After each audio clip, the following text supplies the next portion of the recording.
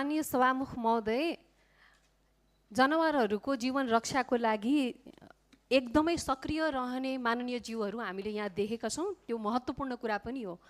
तर आज अहिले भर्खरै माननीय ज्यूले बाँदरको विषयमा कुरा राख्दै गर्दा यसलाई धपाउने यन्त्र छैन भनेर भन्दै गर्दा यो सदनले त्यो कुरामा हाँसेर किसानको पीडा, किसानको समस्या र मर्न आँटेको किसानहरूको संवेदनशीलतातर्फ हाँसेको देख्दाखेरि म सम्पूर्ण माननीय ज्यूहरूको व्यवहारमा आपत्ति जनाउन चाहन्छु। किसानको हक अधिकार मैले जसले हाँसेर आज अभिव्यक्ति दिइराख्नु भएको छ, यो अत्यन्तै संवेदनशील समस्या हो। आज हामीले बाँदर जनावरहरूको हक अधिकार रक्षाको लडाईँ गर्दै गर्दा त्यो समस्याले किसानहरूलाई मर्न बाध्य बनाइराखेको छ र त्यसको प्रत्यक्षदर्शी हामी छौँ। हामी नै आफ्नो घरबार छोडेर हिँड्नुपर्ने अवस्था काठमाडौँमा भइसक्यो।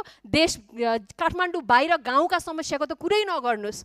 जुन कृषिमा आधारित यो देशको मेरुदण्ड अर्थतन्त्र भनिन्छ, त्यो किसानको समस्यामा यो सदनमा हाँसो उठ्नु